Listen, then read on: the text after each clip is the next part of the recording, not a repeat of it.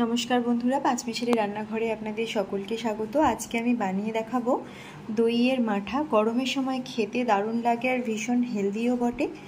বানিয়ে নেওয়া খুবই সহজ। দেখে ভালো লাগলে অবশ্যই লাইক শেয়ার করবেন আর কমেন্ট করে জানাতে ভুলবেন না আপনাদের কেমন লাগলো।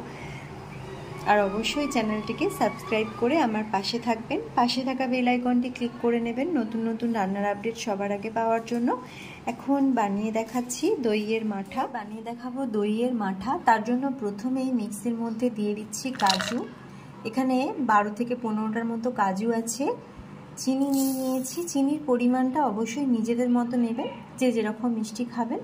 তো আমি এখানে একটা হাফ কাপ চিনি নিয়ে নিয়েছি।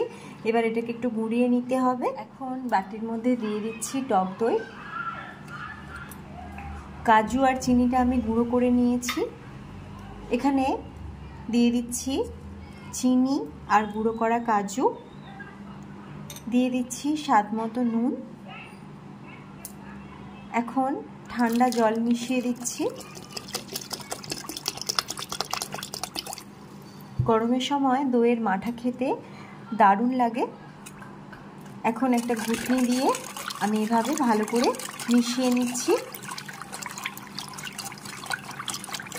বানিয়ে নেওয়া খুবই সহজ আর গরমের সময় এটা ভীষণ উপকারী, খেতেও খুব ভালো লাগে।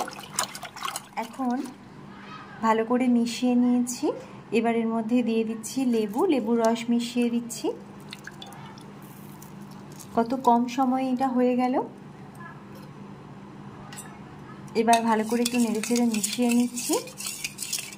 একদম রেডি হয়ে গেছে দইয়ের মাঠা। এবার গ্লাসের মধ্যে দিয়ে এর মধ্যে বরফের কিউব মিশিয়ে দিলেই হয়ে যাবে।